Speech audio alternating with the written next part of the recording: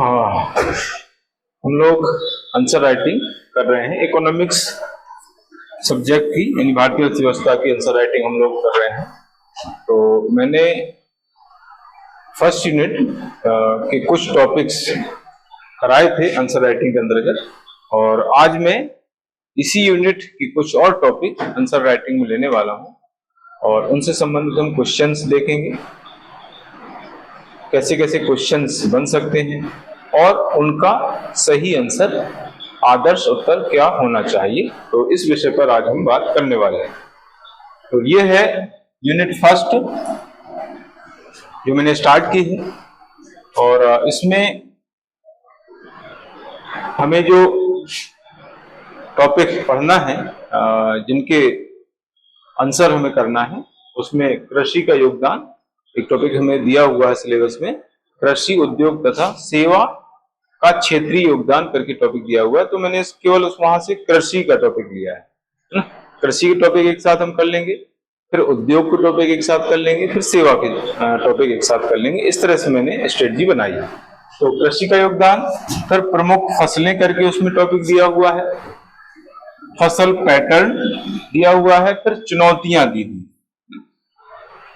चुनौतियों में कृषि उत्पादकता में कमी है, किसान संकट है ना, मौसम पर निर्भरता है ना। ये कुछ टॉपिक जो है चुनौतियों के अंतर्गत दिए गए हैं। तो मैंने सारे टॉपिक नहीं लिखे हैं, चुनौतियां लिख दी हैं। चुनौतियों में आप समझ जाएंगे आप लोग, ठीक है। तो इन टॉपिक से रिलेटेड हम जो है यहाँ पर प्रश्न और उनके आंसर जानेंगे। तो पहला 2 मार्कर है आर्थिक समीक्षा 2025-26, जो नई आर्थिक समीक्षा है। इसके अनुसार सर्वाधिक सोयाबीन उत्पादक 3 राज्यों का उल्लेख कीजिए। ये जो है क्वेश्चन इसमें दिया हुआ। पहला क्वेश्चन मैंने यहाँ पर दिया है कि 2025-26 का जो आर्थिक सर्वेक्षण आया है, उसके अनुसार कौन से ऐसे 3 राज्य हैं जहां पर सोयाबीन का सर्वाधिक उत्पादन हुआ है। ये इंपॉर्टेंट क्वेश्चन हो गया है। ऐसा क्यों? क्योंकि सोयाबीन के उत्पादन में मध्य प्रदेश का पहला स्थान रहा है, लेकिन इस वर्ष, यानी ये जो डेटा है ये 24-25 का डेटा है। आर्थिक समीक्षा 25-26 की है, लेकिन आंकड़ा कब का है? 24-25 का है। तो 2024-25 में सोयाबीन के उत्पादन में महाराष्ट्र प्रथम नंबर पर हो गया है और सेकंड नंबर पर एमपी हो गया है। यानी सोया स्टेट का जो दर्जा है मध्य प्रदेश का, वो छिन गया है। ये दर्जा मिल गया है महाराष्ट्र को। तो 3 जो राज्य हैं सोयाबीन के उत्पादन में, भारत में सर्वाधिक उत्पादन में, उसमें सबसे पहले नाम आता है महाराष्ट्र का, सेकंड नंबर पर आता है नाम मध्य प्रदेश का, और थर्ड नंबर पर राजस्थान का नाम आता है। ये 3 राज्य आपको यहाँ पर लिखना है और 2 नंबर आपको मिल जाएंगे इनाम लिखने से, ठीक है। तो सोयाबीन के उत्पादन में सबसे बड़े जो राज्य हैं उसमें महाराष्ट्र, मध्य प्रदेश और राजस्थान, ये है। तो यहां पर सीधे हम लिख देंगे फर्स्ट, ये है महाराष्ट्र। सेकंड नंबर पर नाम आता है मध्य प्रदेश और थर्ड नंबर पर नाम आता है राजस्थान। तो इस तरीके से जो है ये 3 राज्य जो इसमें पूछे गए हैं वो वहां पर मैंने बताए हैं। और ये डेटा किसके हिसाब से है? 2024-25 के अकॉर्डिंग, वित्त वर्ष, यहाँ पर हम लिखेंगे वित्त वर्ष 2024-25 के अकॉर्डिंग जो है ये यहाँ पर मैंने बताया हुआ है। आर्थिक सर्वेक्षण 25-26 का है, लेकिन वित्त वर्ष जो है 2024-25 का है। तो उसके अकॉर्डिंग महाराष्ट्र पहले नंबर पर पहुंच गया है। तो ये 3 राज्य इस तरह से आपको बताना है। ये क्लियर हो जाता है पहला क्वेश्चन। दूसरा क्वेश्चन है वर्तमान में चावल के उत्पादन में भारत की विश्व में स्थिति को स्पष्ट कीजिए। ये भी इंपॉर्टेंट है, क्योंकि चावल के उत्पादन में भारत का विश्व में पहला स्थान हो चुका है। वर्षों तक जो है चाइना चावल के उत्पादन में प्रथम स्थान पर रहा है, लेकिन अभी जो है वर्तमान में, यानी 2024-25 का अगर हम डेटा देखें, 2024-25 में चावल के उत्पादन में भारत जो है वर्ल्ड में प्रथम स्थान पर पहुंच गया है। सेकंड नंबर पर चाइना हो गया है। ठीक है, तो चावल के उत्पादन में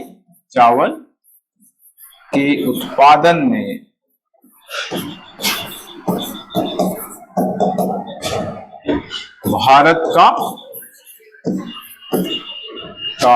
विश्व में स्थान प्रथम, इस तरीके से आपको बताना है।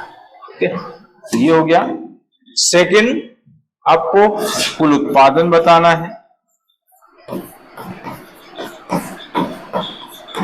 150.18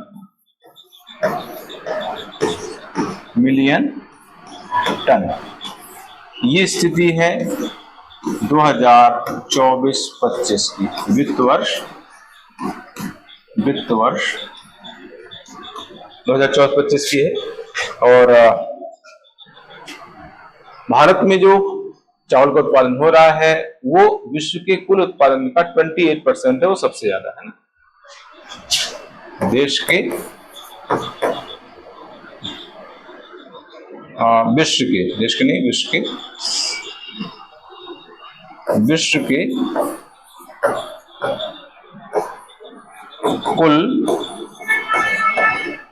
कुल चावल उत्पादन का 28% जो है भारत में उत्पादन हो रहा है। तो ये इस तरीके से आपको तीन चीजें इसमें बताना है। एक तो उत्पादन में स्थान कौन सा है, तो प्रथम है। कितना उत्पादन हुआ 24-25 में, तो 150.18 मिलियन टन हुआ। विश्व के कुल चावल उत्पादन का भारत में कितना उत्पादन हो रहा है, तो 28%। इसमें हम एक चीज और कर सकते हैं, सेकंड नंबर पर चाइना है उसका उल्लेख भी कर सकते हैं, है ना। प्रथम हो गया इंडिया और सेकंड नंबर पर चाइना, ये भी हम यहाँ पे मेंशन कर सकते हैं। तो इससे जो है हमारा आंसर एकदम परफेक्ट हो जाएगा और इसमें फिर नंबर कटने की कोई गुंजाइश नहीं रहेगी। तो ये दूसरा 2 मार्कर हमारा कंप्लीट हो जाता है, चावल के उत्पादन में भारत की स्थिति। अब आगे तीसरा,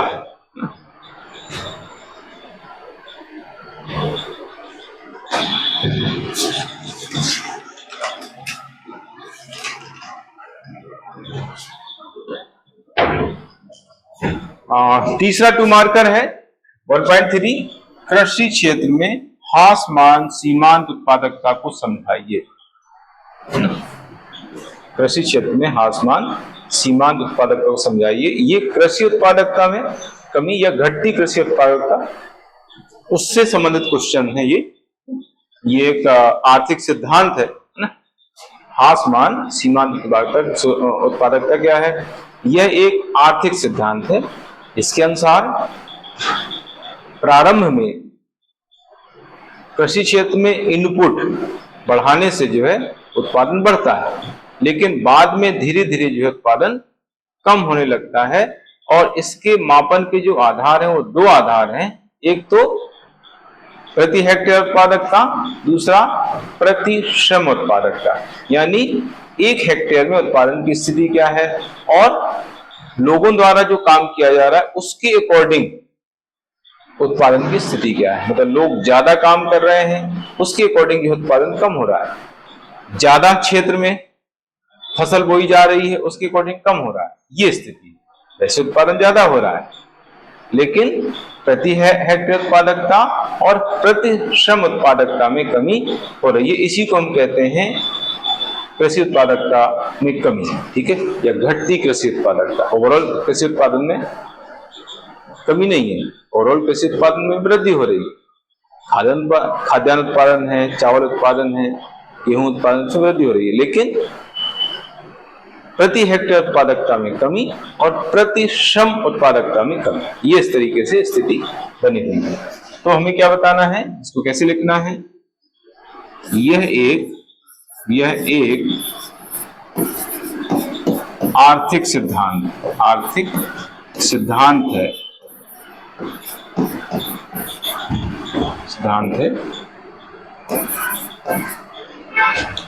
इसके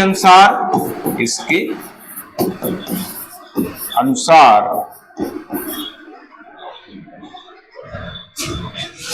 प्रारंभ में कृषि क्षेत्र में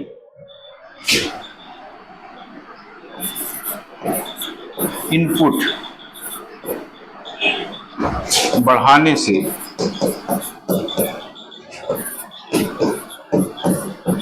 उत्पादन में वृद्धि होती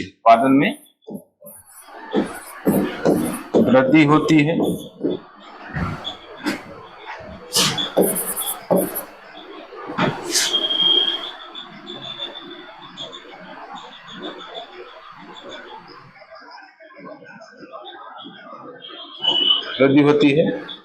लेकिन बाद में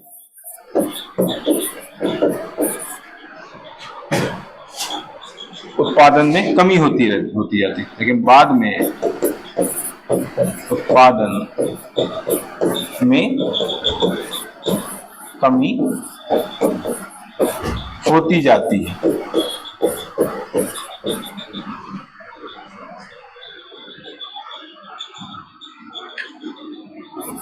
इसके मापन के दो तरीके हैं। पहला है प्रति हेक्टेयर उत्पादकता। प्रति हेक्टेयर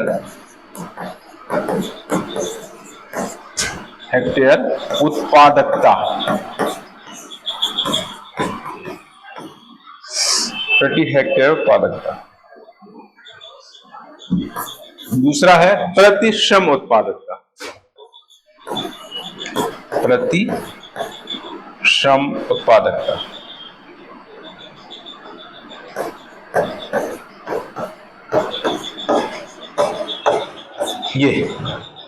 तो ये हो गया तीसरा 2 मार्कर इसका आंसर। इसके बाद हम बात कर रहे हैं अब 7 मार्कर्स की। तो 7 मार्कर में पहला है किसान संकट के प्रमुख कारणों को स्पष्ट कीजिए, है ना। किसान संकट जो वर्तमान में एक गंभीर समस्या बनी हुई है, उसके क्या कारण है इसके बारे में हमें बताना।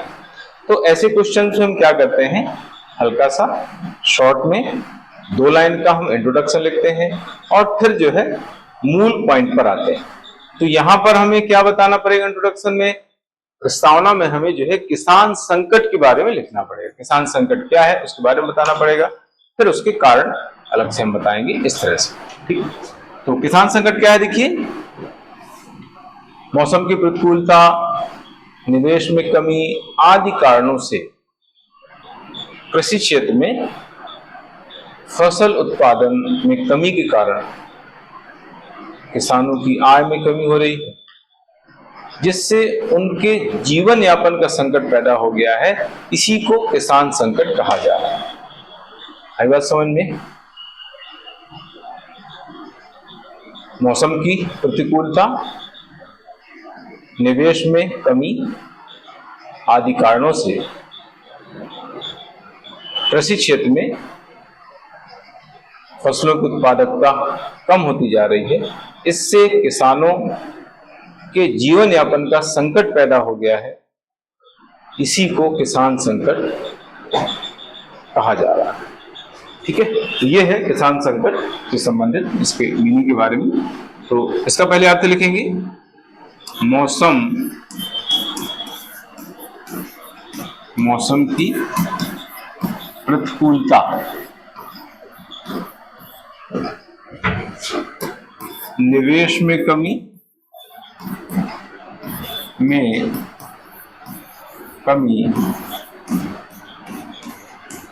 आदि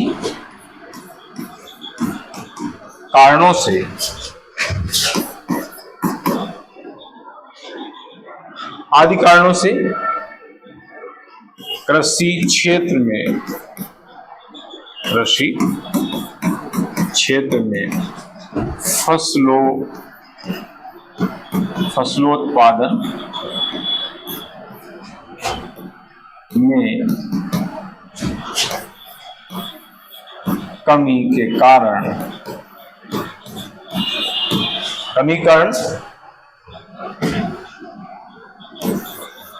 किसानों के कारण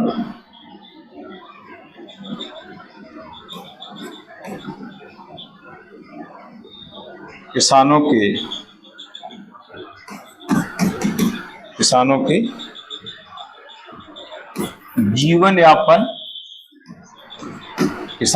जीवन यापन की समस्या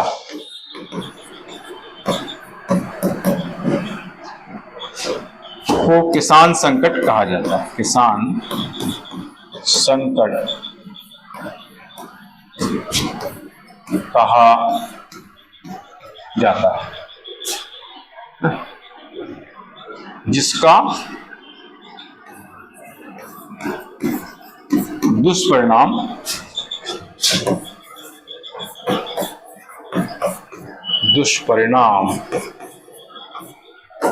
किसानों की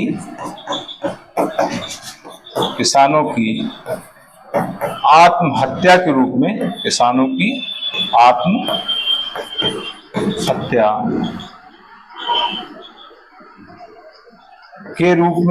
के रूप में सामने आ रहा है। इस तरीके से आपको जो है इसका पहला पैरा लिखना है। हालांकि ये प्रोसेस ज्यादा हो गया और शॉर्ट हम इसको कर सकते हैं अगर चाहें तो। अब इसके कारण बताना है। कारण के अंतर्गत 3 तरीके से हम इसको कारण इसके बता सकते हैं। सामाजिक कारण,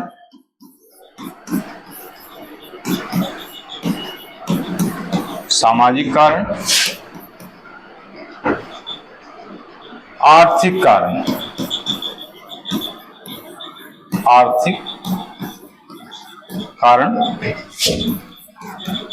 पर्यावरणीय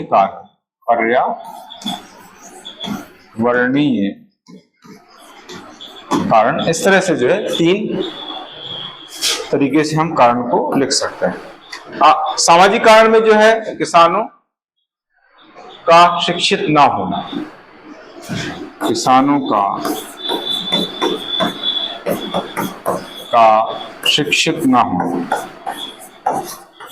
शिक्षित ना होना,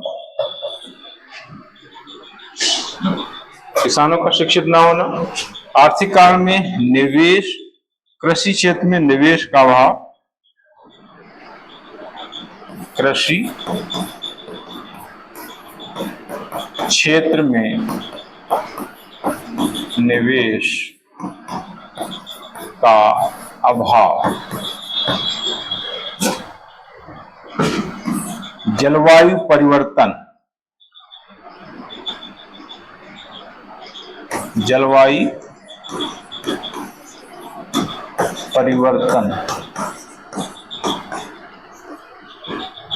तो ये इस तरीके से एक एक पॉइंट मैंने बताए हैं इसमें। इसके बाद आगे आता है, इसी में आगे हम और पॉइंट बढ़ा देंगे। कृषि क्षेत्र में अत्याधुनिक परंपरागत साधनों का उपयोग, कृषि क्षेत्र में परंपरागत साधनों का उपयोग, ये है इसका दूसरा पॉइंट।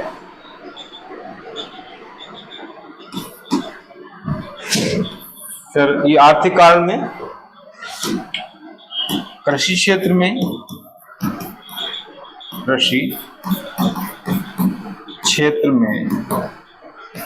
अनुसंधान की कमी, ये दूसरा पॉइंट है। इसमें तीसरा पॉइंट भी एक लग सकते हैं, ऋणग्रस्तता।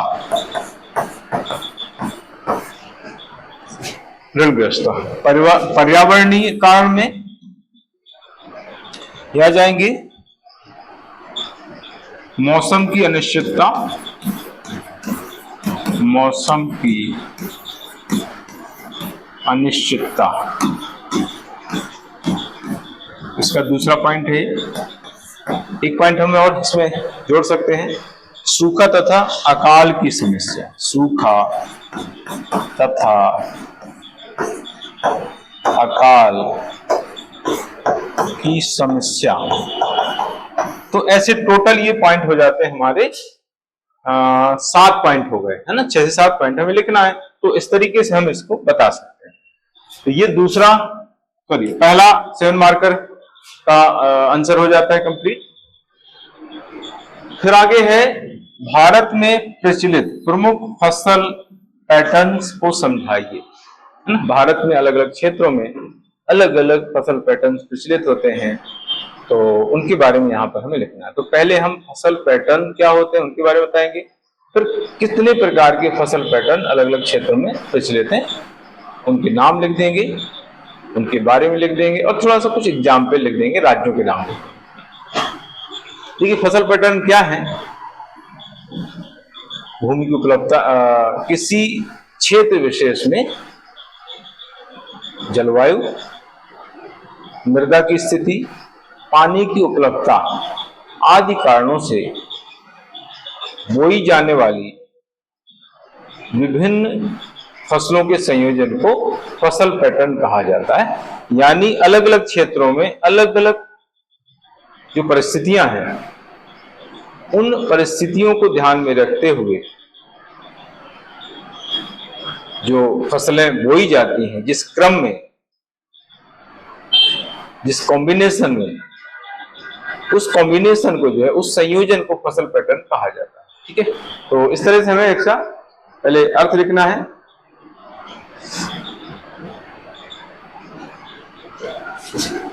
पहले अर्थ लिखेंगे, किसी क्षेत्र विशेष में, किसी क्षेत्र विशेष में जलवायु, मृदा की स्थिति, मृदा की स्थिति, जलवायु, मृदा की स्थिति,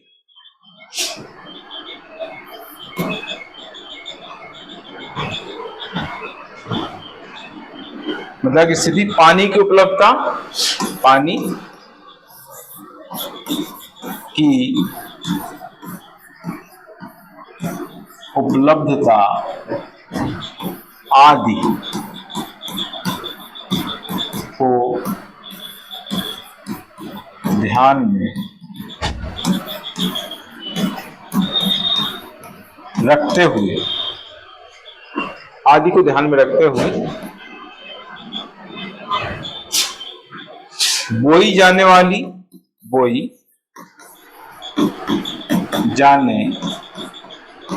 वाली फसलों के संयोजन को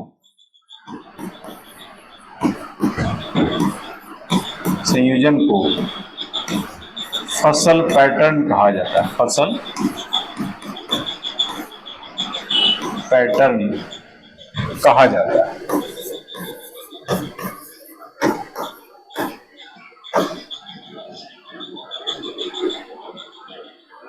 कहा जाता है। ये इस तरीके से फसल पैटर्न का मीनिंग। अब हमें जो है अलग अलग क्षेत्रों में जो फसल पैटर्न प्रचलित हैं उनके बारे में बताना है। विभिन्न फसल पैटर्न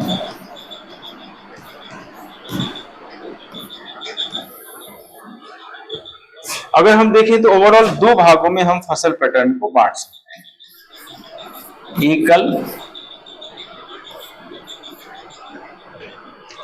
उसको बोलते हैं मोनोक्रॉपिंग, एकल या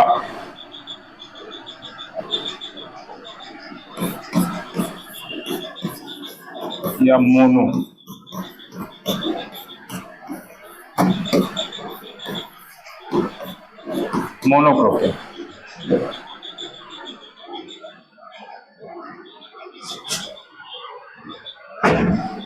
और दूसरी है बहुक्रॉपिंग।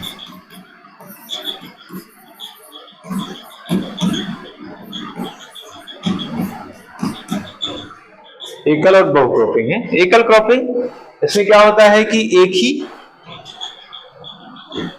भूमि पर एक मौसम में केवल एक फसल उगाई जाती है, तो उसको हम बोलते हैं एकल क्रॉपिंग। जैसे यूपी में गन्ने का उत्पादन किया जाता है, खरीफ की फसल, मतलब यूपी में कुछ क्षेत्रों में खरीफ की फसल के रूप में गन्ने का उत्पादन किया जाता है, तो ये इसको कहा जाएगा एकल क्रॉपिंग या मोनोक्रॉपिंग।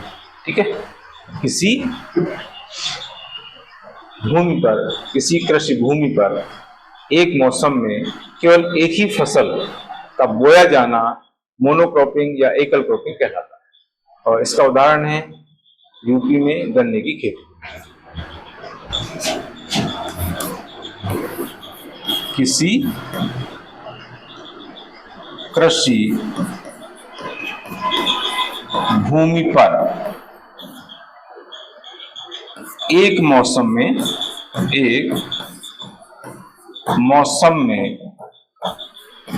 केवल एक फसल का बोया जाना। जैसे उत्तर प्रदेश में गन्ने की खेती, ऐसा है। बहुक्रॉपिंग का मतलब होता है एक कृषि भूमि पर एक मौसम में एक से ज्यादा फसलों का बोया जाना, है ना। एक कृषि भूमि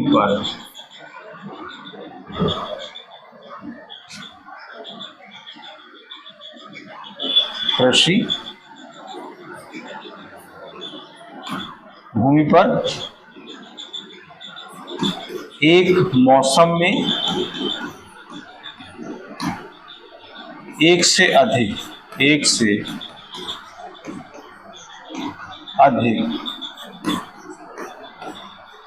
फसलों का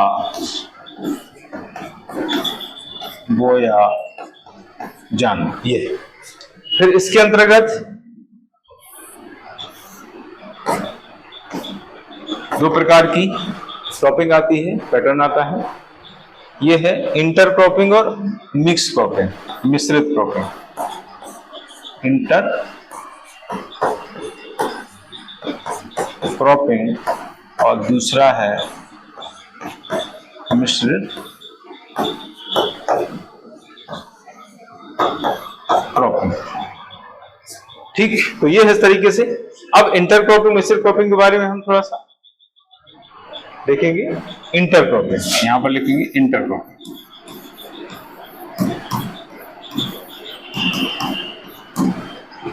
इंटर क्रॉपिंग क्या होता है? एक भूमि पर एक मौसम में एक से ज्यादा फसलों को अलग अलग पंक्तियों में बोना, उसको कहा जाता है इंटर क्रॉपिंग। एक कृषि भूमि पर एक मौसम में एक साथ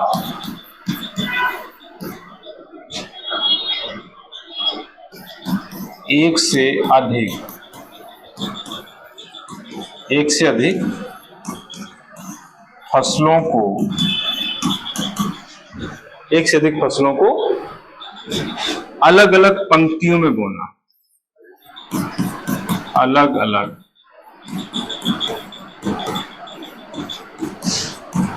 पंक्तियों में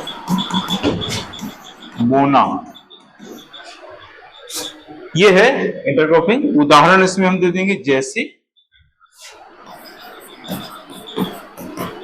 जैसे मध्य प्रदेश में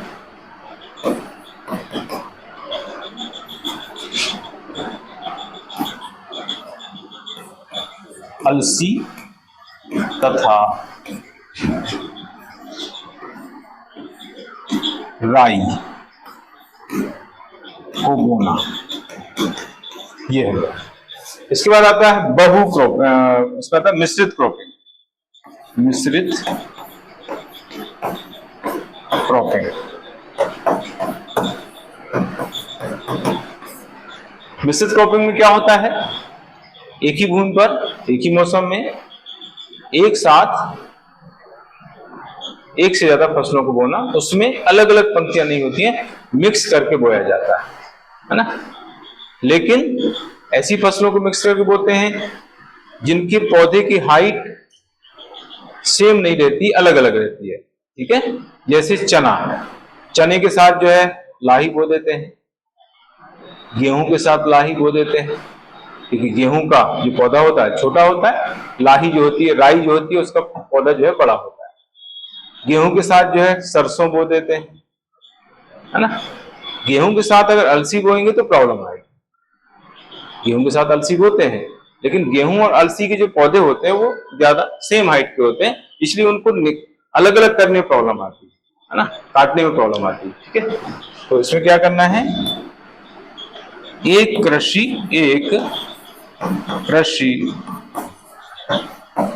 भूमि पर एक मौसम में एक से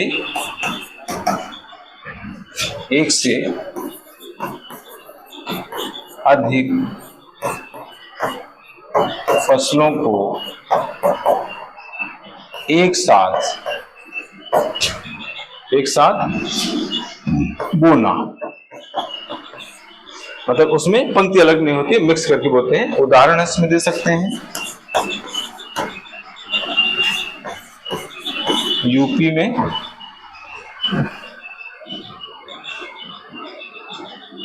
या हरियाणा का उदाहरण यहाँ पर देंगे। हरियाणा में गेहूं सरसों को एक साथ बोना, हरियाणा में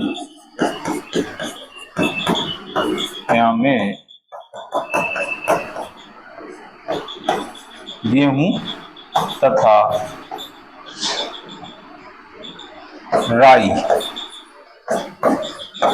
को एक साथ बोना, ये हो गया इस तरीके से मिश्रित क्रॉपिंग। अब इसमें फसल चक्र भी एक क्रॉप साइकिल, फसल चक्र का भी उल्लेख हम कर सकते हैं अगर आपके पास स्पेस है तो, है ना। फसल चक्र में क्या होता है, फसल चक्र में जो है क्रमिक रूप से खेती की जाती है, एक के बाद दूसरी फसल बोते हैं, अलग अलग, मतलब एक जमीन पर, एक कृषि भूमि पर मान लीजिए खरीफ की फसल बो दी गई, फिर अगले साल जो है वहां पर रबी की फसल बोई जाए, है ना। तो फसल का क्रम चेंज करके बोई जाती है, इसका मतलब है कि फसलों की क्रमक कृषि, इसका कहा जाए, इसको कहते हैं फसलों की क्रमिक कृषि, ये है फसल चक्र, ठीक है। तो ये इस तरीके से दूसरा 2 मार्क का 7 मार्क का हो जाता है। अब लास्ट बचता है 10 मार्क का।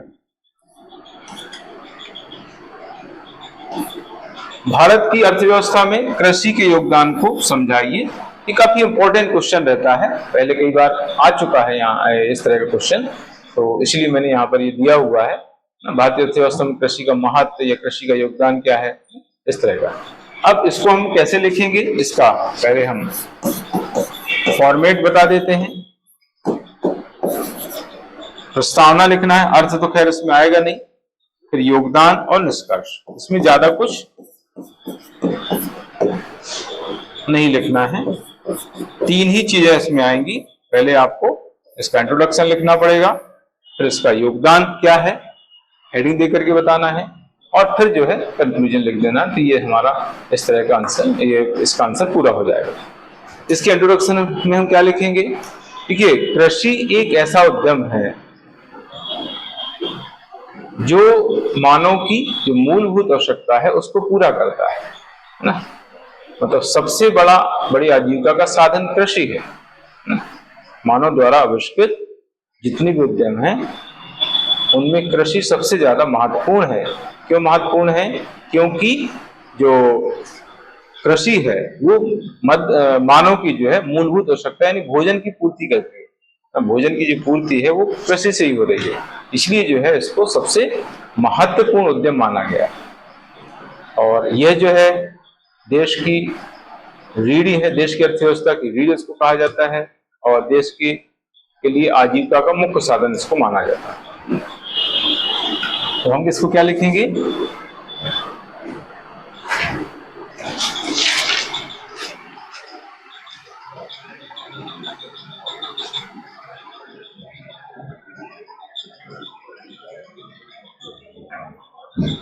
इसको हम किस तरह से लिखेंगे? मानव द्वारा अपने जीवन यापन के लिए आविष्कृत उद्यमों में से कृषि सर्वाधिक महत्वपूर्ण उद्यम है, क्योंकि इसके द्वारा मानव की मूलभूत आवश्यकता भोजन की पूर्ति होती है।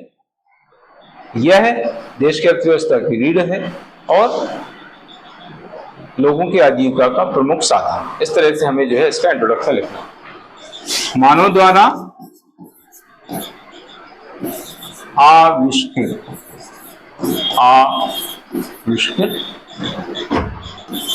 उद्यमों में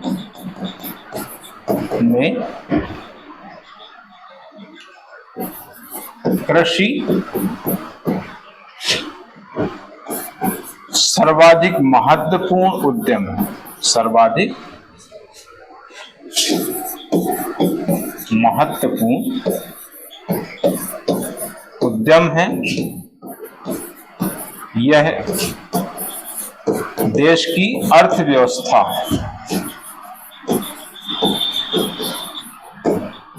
की रीढ़ तथा व्यक्ति की आजीविका का सबसे महत्वपूर्ण साधन तथा व्यक्ति के आजीविका का सबसे महत्वपूर्ण साधन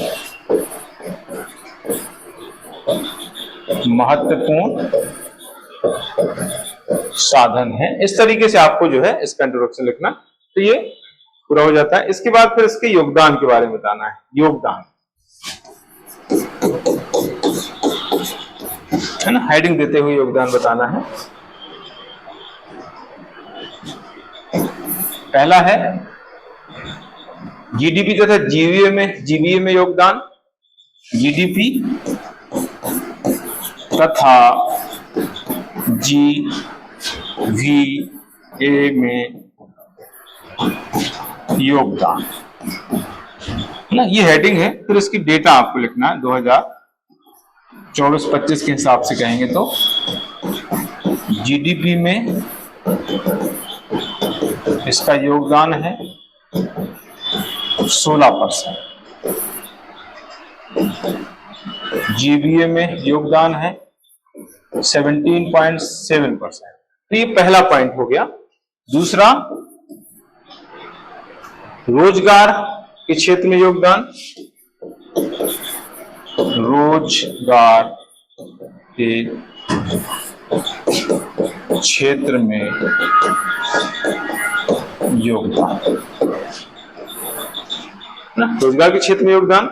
रोजगार में सबसे ज्यादा योगदान यही दे रहा है, यानी भारत में सबसे ज्यादा रोजगार देने वाला जो उद्यम है वो कृषि आज है ना। स्टार्टिंग में तो 70% था, आज इसका योगदान घट करके हो गया है 42.30%। 2023-24 का डेटा है, यही वर्तमान में डेटा चल रहा है। 2023-24 में जो है ये जो योगदान है 42.30%, ये योगदान जो है अभी वर्तमान में बना हुआ है, जो सबसे ज्यादा है। यह है सर्वाधिक, यहां पर हम लिख देंगे सर्वाधिक योगदान। अंतर्राष्ट्रीय व्यापार में योगदान इसके बाद हम बताएंगे। तीसरा पॉइंट आएगा अंतरराष्ट्रीय व्यापार में योगदान। ठीक है, देखिए देश का जो कुल निर्यात है उसमें कृषि उत्पादों का निर्यात, कृषि उत्पादों के निर्यात का योगदान 11% के आसपास है, और जो आयात है वो लगभग 4% के आसपास है। तो इस तरीके से दो डेटा आपको यहां पर बताना है। देश के कुल निर्यात में कृषि उत्पादों का योगदान ये है 11.3%।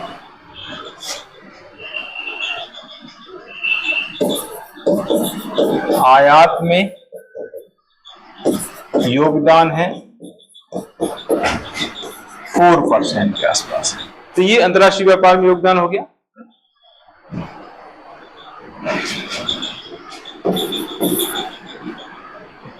इसके बाद दैनिक उपभोग की वस्तुओं में योगदान, दैनिक उपभोग में योगदान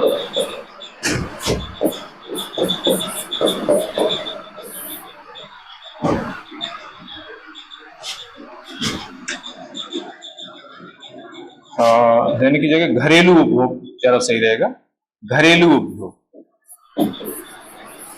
है ना, घरेलू उपभोग में कितना योगदान है? तो घरेलू उपभोग में योगदान 60% है, और घरेलू वस्तु उपभोग में जो है 85% योगदान। ठीक है, घरेलू उपभोग और घरेलू वस्तु उपभोग ऐसे करके दो फिगर इसमें बताना है। घरेलू उपभोग में योगदान है 60%, घरेलू वस्तु उपभोग में योगदान है 85%, घरेलू वस्तु उपभोग में योगदान है 4%। तो ये है चौथा पॉइंट कंप्लीट हो गया। इसके बाद आता है औद्योगिक विकास में योगदान। औद्योगिक, पांचवा पॉइंट है औद्योगिक विकास में योगदान, है ना। औद्योगिक विकास में योगदान, देखिए बहुत सारे जो उद्योग हैं वो उनको बड़े बड़े उद्योग, उनको कच्चा माल कृषि से प्राप्त होता है, तो वो आपको यहाँ पर उद्योग बताने पड़ेंगे। जैसे सूती वस्त्र उद्योग, सूती वस्त्र उद्योग, चीनी उद्योग, जूट उद्योग, वनस्पति घी उद्योग, है ना। इनको कच्चा माल जो है कृषि से ही प्राप्त हो रहा है। इस तरीके से औद्योगिक विकास में भी जो है कृषि का योगदान बहुत बड़ा माना जाता है। इसके बाद आता है नियोजन में। नियोजन में योगदान,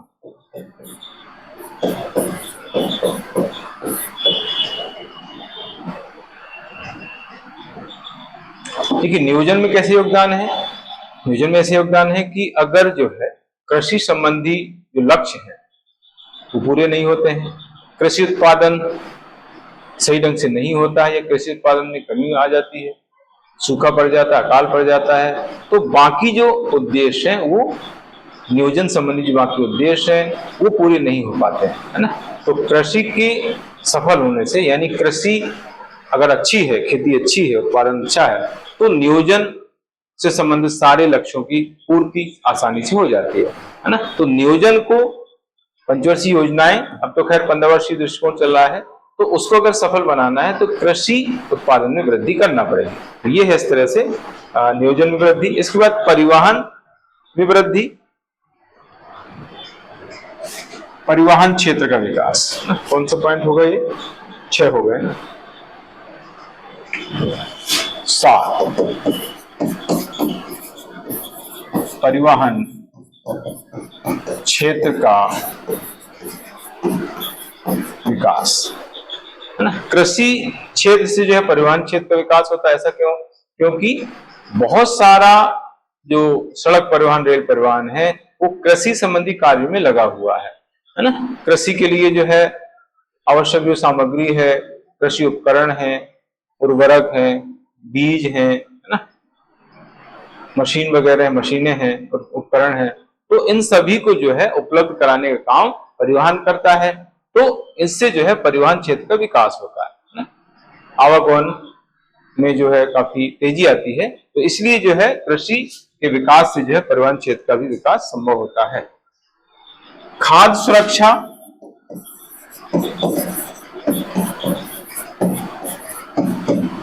के लिए महत्वपूर्ण है। कृषि एकमात्र ऐसा उद्यम है जो खाद्य सुरक्षा मुहैया कराता है, रोटी प्रदान करता है ना। लोगों को रोटी देने का काम जो है खेती का, मतलब आपको सब चीजें मिल जाएंगी लेकिन रोटी जो है खेती ही देगी, ठीक है, किसान ही देगा। तो लोगों को, इतनी बड़ी जनसंख्या को खाद्य सुरक्षा उपलब्ध कराने का काम जो है खेती कर रही है, तो ये बहुत बड़ी बात है, ठीक है। उद्योग तथा सेवा क्षेत्र के विकास में योगदान। उद्योग तथा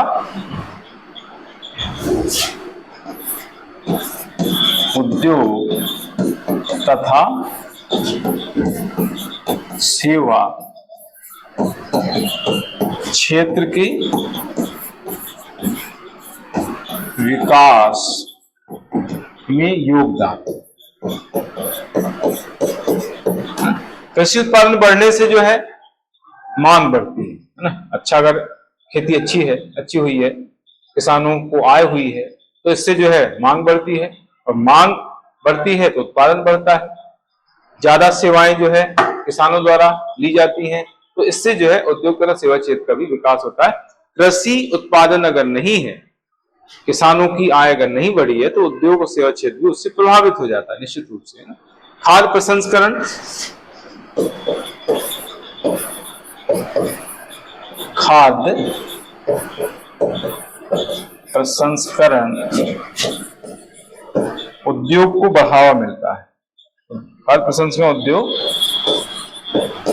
उद्योग को बढ़ावा। बहुत सारे ऐसे प्रोडक्ट हैं, कृषि के प्रोडक्ट जो खाद्य प्रसंस्करण में यूज होते हैं, है ना। बहुत सारे खेती के प्रोडक्ट होते हैं, सब्जियां वगैरह होती हैं, उनका जो है प्रसंस्करण होता है। जैसे टमाटर है, टमाटर सॉस बनता है ना, आलू के चिप्स बनते हैं, ये फूड प्रोसेसिंग होती है, ठीक है। तो फूड प्रोसेसिंग को बढ़ावा देने में कृषि का बहुत बड़ा योगदान है, क्योंकि फूड प्रोसेसिंग किसकी होती है? जो खेती से पैदा होने वाले उत्पाद हैं ना। तो इस तरीके से जो है ये 8-10 पॉइंट मैंने यहाँ पर बताया योगदान के। लास्ट हमें जो है इसका कंक्लूजन लिखना है।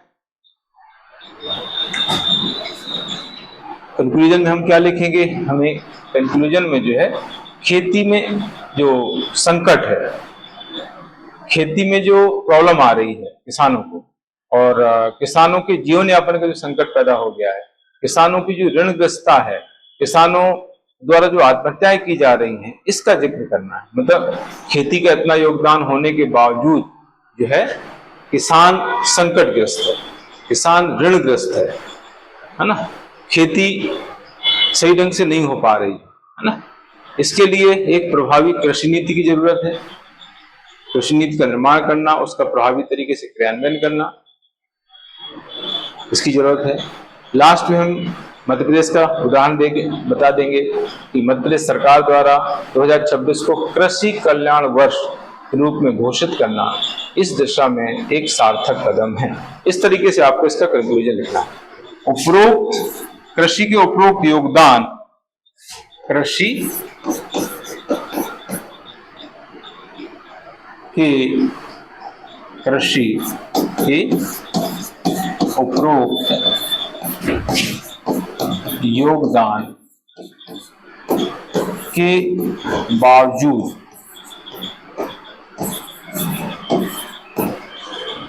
खेती और किसान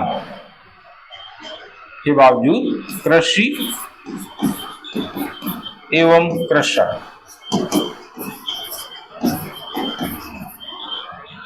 कृषक की स्थिति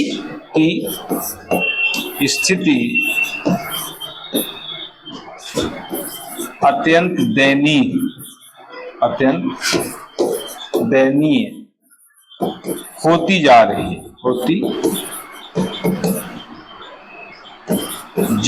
है।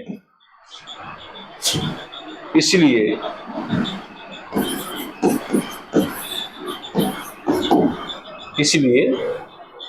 आज आवश्यकता प्रभावी कृषि नीति के निर्माण एवं उसके क्रियान्वयन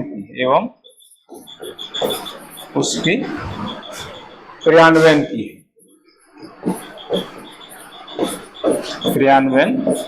है ना। यहां तक हो गया। फिर हमें मध्य प्रदेश का संदर्भ जोड़ देना है। मध्य प्रदेश सरकार द्वारा वर्ष 2026 को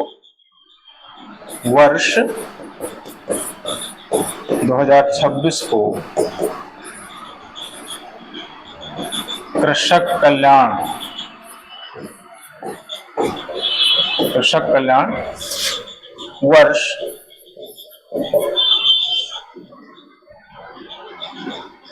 कल्याण वर्ष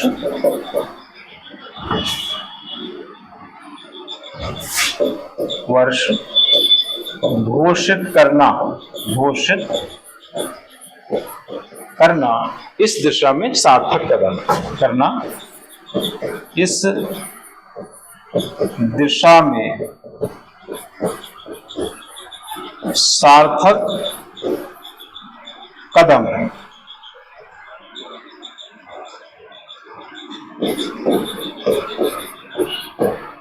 ठीक, तो इस तरीके से ये लॉन्ग क्वेश्चन का आंसर पूरा हो जाता है यहाँ पर। और इसी के साथ जो है आज का सेशन भी कंप्लीट हो गया। आज नेक्स्ट सेशन में जो है मैं आगे के टॉपिक लेकर के पुनः उपस्थित हूँगा। आप सभी के दिन शुभ हो। जय हिंद, गुड लक।